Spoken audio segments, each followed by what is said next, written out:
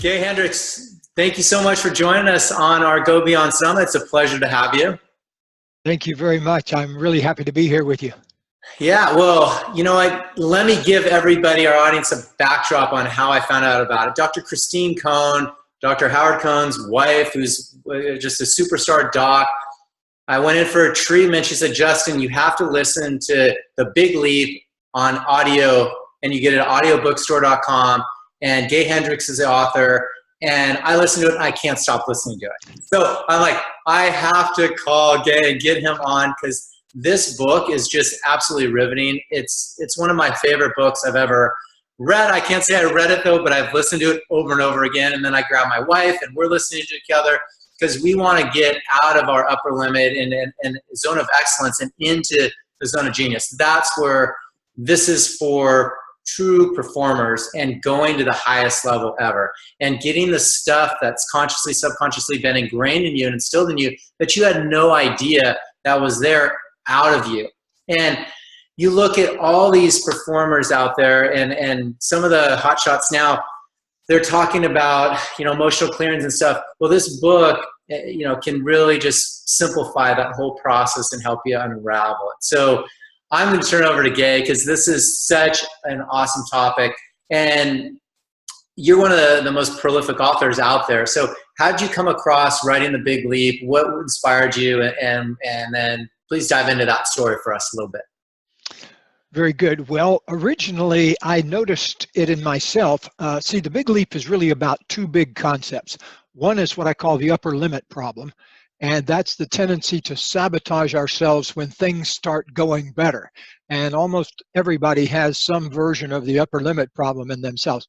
The second thing The Big Leap is all about is what I now call the genius spiral. I used to call it the zone of genius, but that's a little limiting. But the genius spiral, I have a picture of it in my new book, The Joy of Genius. Just wanted to show you the spiral. And the reason I use the word spiral now is because it's open-ended. And so I want people to get on the genius spiral. And once you do that, it has a self-sustaining aspect to it. Just like if you see a good movie, you want to see more like that. Or if you eat a great meal, you want to have more like that. Well, most people that read The Big Leap, in fact, I would say one thing that people always tell me about The Big Leap is they reference the cover to it and say, I love that goldfish jumping out of the bowl. And so if you notice on the new book, the designer put the goldfish jumping, but it turns into a bird up here. So it's kind of a whole different concept. But I want to tell you about The Big Leap first, because that was the first big discovery. I began to notice way back, gosh, half a lifetime ago, that I would do well for a few days, like eating well, and then I would eat some junk food, and then I wouldn't feel good. Or at the time I wasn't married, but with my girlfriend, we'd have a few good days together, and then we'd start an argument or something would come up. And I began to think, why is that? And I realized that it's because most of us have a built-in, kind of like the governor on a car. Once you get to, if your car is set at 60 miles an hour, once you get to 60, it won't let you go any further, and it'll start putting on the brakes. Well, I realized that almost all of us have an upper limit somewhere that we got in childhood that determines how much positive energy we'll let flow through us, whether it's love or money, abundance, good times. So as I say, I began to notice it in my relationships first. And at the time, I was a PhD student at Stanford. I was working on my doctorate in counseling psychology back in the early 70s. And at the time, Silicon Valley was just getting rolling. And so I kept getting referred to me to work with all of these incredibly smart software engineers and high-tech executives and people like that. But I kept noticing exactly the same thing. They would get to a certain level and then they would sabotage themselves. Mm-hmm. So I traced it down to several limiting beliefs. And I also traced it down to several big limiting fears. And what happens is people start gaining momentum and having a better time, making more money, and then one of these fears will come up. And there are only a handful of them, but almost all of us suffer from one or more of them. One is what I call the fear of outdoing, where you're kind of thinking in the past, you're thinking, I better not outdo my brothers or my sisters or my classmates because something bad will happen. And so the fear of outdoing limits a lot of us. It's the idea, the limiting belief that if I really shine, it will somehow take away the shine from other people. Or if I really let myself get wealthy, it'll make other people poor. Or it's a belief that my success will limit you in some way. I found that's absolutely not true. That if you allow yourself to go ahead and expand and open up and get on the genius spiral, it actually inspires other people. It doesn't make them upset at all. And so the way out of that fear of outdoing is to install a new belief which says, when I thrive, everybody thrives. And so to gradually get that belief installed in you. A second big old fear is the fear of that there's something fundamentally flawed about myself, or there's something fundamentally wrong with you, or something fundamentally that's off center in you. And a lot of us develop that very early in childhood, and it doesn't really go away until, and I've had people in here who won Oscars and win Grammys, and the CEOs of Fortune 50 companies have been here. And it doesn't matter how high you're flying, you're always going to keep reaching those upper limits, even if you're at the top of your profession. I had a Grammy-winning singer-songwriter visit me one time the day before he was going to get his own star installed on the Hollywood Walk of Fame.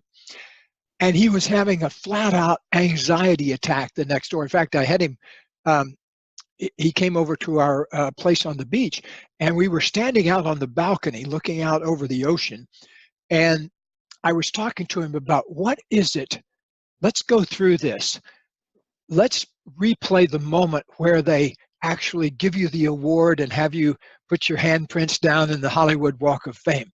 What is it about that moment? And he said, I feel like I'm an imposter. I don't feel like I deserve what I'm getting. Now, logically, I could point to and I could say, hey, man, you've won Grammys. You've had multi-platinum bestsellers. You've been a kind of a legend in your field for 30 years now. And that wouldn't have made a dent in it, that you don't talk people out of things like that. What you have to do is go in and find out, what is it I'm really afraid of? And so as we explored that, suddenly it became clear that he had this fear that there was something fundamentally wrong or bad about himself. And he'd been carrying that around since he was a little kid. Wow. So there's no award that you can get that'll make that go away. You have to just take a look at that. It's like some philosopher once said, you have to look at the inner truths of yourself just like you look at a magnificent sunset. You have to just appreciate it, whether it's negative or positive or whatever. And so as we did that, standing out on that balcony, I did this great little experiment with him. I happened to have a couple of quarters in my pocket. And I pulled out my quarters and I said, let me see your hand. Give me your hand. And he stuck out his hand and I put a quarter and I said, I'm giving you a quarter. And he said, okay. And I said, what do you say? I said, just try thank you first. And he burst out laughing. And so we rehearsed this situation where he put his handprints in the Hollywood Walk of Fame and got his star. And then he just looked up and said, thank you. And so make it that simple. It's a gift. Take it. Thanks. And so I always say, even if you've got a 10-year problem, there's always a 10-second solution to it. And oftentimes it's acknowledging the truth of something, like the truth of, yeah, I'm afraid there's something fundamentally flawed about me. Or, yeah, I really am afraid of outdoing other people. I'm afraid of taking all the attention. It'll make other people feel bad. So we have to kind of look at those fears straight on, just like we look at a sunset. And that really is the act of liberation. Now, in the new book, I go one step further. This is the sequel to The Big Leap. And In fact, I recorded the audio of it right here where I'm sitting. So the audio book, if you'd like to listen to the audio book, there's one available. What Yeah. it's about is a fundamental problem that almost everybody has, which is we try to control things that are not within our power to control. Like, for example, a lot of people obsess about how other people are thinking about them. But we have no control over that, absolutely no control. A lot of people obsess about the past. They replay old things that happened to them, slights or put downs or even positive memories, but things in the past they recycle. But think about it. None of us has any control over what happened in the past. It's outside our control. And so the new book, The Joy of Genius, is all about once you've kind of taken your big leap into the genius spiral, how do you stabilize that so you're not going boing, boing, boing, boing. You're taking a smooth flow up into the higher reaches of the genius spiral. And that image of the genius spiral, I have to give a way back perspective on that, because exactly 39 years ago, I met my wife, Kathleen, also known as Katie. And we've had a magic 39 years. And when we were getting married, we had one private wedding just for ourselves, standing by ourselves on a mountaintop. And then we had another public one, for friends and that kind of thing. But what happened on the day we had our own private wedding is where I got the idea for the genius spiral originally. Because as we were speaking our vows to each other, a magnificent hawk came and began to circle around and around. And then another hawk came and was circling around and around right above us, almost like giving us a blessing. And so my wife, we were giving our vows to each other, and my wife said, "Look up." And I looked up, and there are these two beautiful hawks. And they stayed with us while we were doing our vows to each other. And as soon as we had pronounced ourselves mates, we looked up, and the hawks were spiraling way, way, way up into the sky, like they were riding a wind current effortlessly, because they weren't even moving their wings. And so that image stuck in my mind. And so here we are now, 39 years later, with the genius spiral. And I think if we all look inside ourselves, we can find what our true genius is. It's one of the most important conversations you'll ever have with yourself, is just go in a room for 10 minutes and ask, what really is my genius? What is it that I most love to do on a daily basis that also could bring me great abundance? And so those are the questions that I've been working on. Now, my wife and I are probably more than The Big Leap, we're most famous for the book that we originally were on Oprah with, Conscious Loving, which is our book about relationships. And it's been a bestseller now for, well, since Oprah held it up 25 years ago, bless her heart. And it's also about how to overcome your upper limit in the area of relationship. So my life purpose, I got clear on my life purpose some years ago, which I encourage everybody to do. And my life purpose, which I talk about in The Big Leap, is that I expand every day in love and creativity and abundance as I inspire other people to do the same. And I think it's one of the most important things people can do, is figure out what your chosen purpose is and how you are going to bring that forth in the world. So I encourage you to read or listen to the Big Leap and The Joy of Genius, because it's all about how to discover that for yourself. Oh, wow. I mean, so much to dive into on that. That's incredible. And I mean, I just love it. But let's go back to the limiting beliefs or fears and the fear of outdoing, and then your solution. I mean, you have a solution. So you find what the limit is. Once that conscious meets the subconscious, you recognize it, and then you go back and re-say, it's like, hey, when I thrive, everyone thrives. I mean, so you have a solution for it. I think that's just fantastic. So you can catch that inner ear, or that, the inner voice, I should say, chirping and then correct it. And that's an amazing solution, you know, all day, and you just keep recorrecting it. And I love the mantras that you have as well. I mean, expanding in abundance, success, love, creativity. I mean, they're just absolutely fantastic. So you keep re-saying them. Yeah, in fact, I even recommend that you write. What I did was I put them on little stickies, and I put it on my dashboard of my car and put it on the mirror where I buzz my whiskers off, and gradually internalize a new belief. Because, for example, another one that I didn't mention is the fear that a lot of successful people feel that if I go to my biggest success, it'll just be more of a burden. Because a lot of very successful people are already up to here with meetings they've got to do and projects they've got to oversee and everything.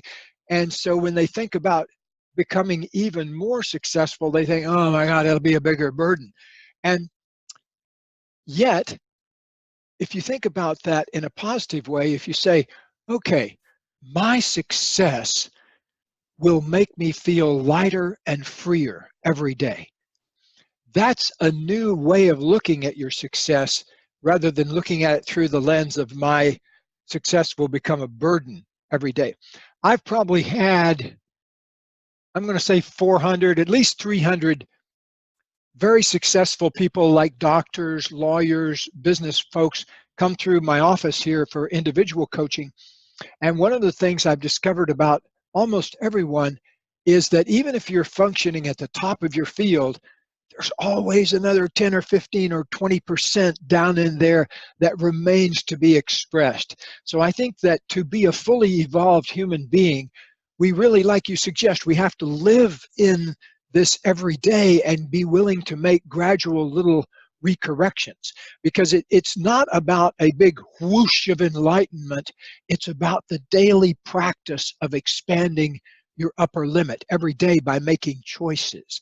And every time you make a choice to open up to more love, more abundance, more of the good things of life, what it does then is it conditions you to live in that state. It conditions you to, it's just like being an athlete.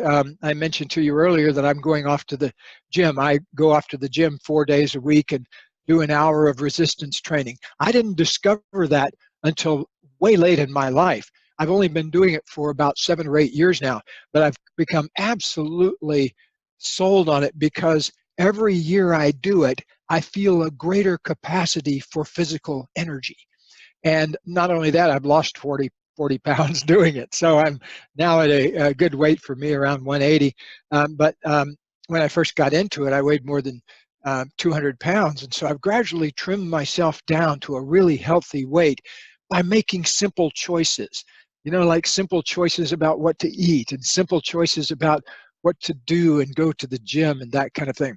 And I think it's those simple daily choices. Like a friend of mine, Scott, he was really out of shape, 30 pounds overweight. He was an executive and he hated to do exercise. And so what he did was set himself the task of doing 1 chin-up a day for 7 days. And then the next week, he did 2 chin-ups a day for 7 days. And he kept adding 1 a week. So without any real strain, now he's doing 52 chin-ups every day when he goes to the gym, because after a year, he had organically built that kind of strength up. And that's what the Joy of Genius is all about. You may have a whoosh of enlightenment when you read it, but what you'll really get is a daily practice, a program for how to keep your energy flowing positively and also rise to higher and higher levels of success. Oh, I love it. I love it. And your inspiration from your wedding day is just phenomenal with the genius spiral. And my wife and I, we had a green flash on our wedding. Another good omen. So, but that's just awesome. Well, you guys, everybody, Gay Hendricks has amazing, amazing books, conscious loving. Obviously started him off with Oprah years ago. And now he's written probably a dozen or more in between. How many total? Well, as of this year, I think it's number 41. Yeah. I've been busy. 41 books. Oh, my goodness. And My favorite, obviously, the Big Leap, and now I gotta get the Joy of Genius as well. So that's gonna be next on my go-to list. And this is all for human performance, you guys. This is taking your whole body and your whole brain to an entirely new realm, and meeting that conscious, meeting the subconscious, and clearing out anything that's limiting you. And like I shared with Gay, I work on people for a living and treat people out of rehabbing injuries, getting them out of an injury state. You know, if that pain is a big challenge in a lot of people, and well, I can do an emotional clearing and the pain will go right away. It's that simple for me. But then when you equate it to success and love and creativity and abundance, and then have a lifestyle around it from what your book shares, it's absolutely phenomenal. So thank you so much for writing it, Gay, and joining us on our Go Beyond Summit. And you guys, look up Hendricks.com. That's your website, right? And tell us about, do you have seminars throughout the year? Yes, we have a big training every winter. In fact, we're about to have him soon. And then we have a big training every summer here in our headquarter town of Ojai, California. And we also do other smaller trainings around the country during the year. But our big winter training and our big summer training are the ones that most people come here for. You can find out all about that on Hendricks.com. And you can also find out all about our e-courses at heartsinharmony.com. That's another great place to go to get all our learn at home resources.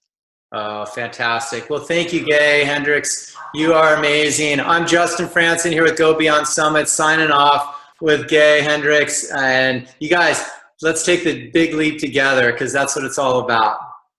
All right. Thank you, Gay. Thank you, Justin. Take care.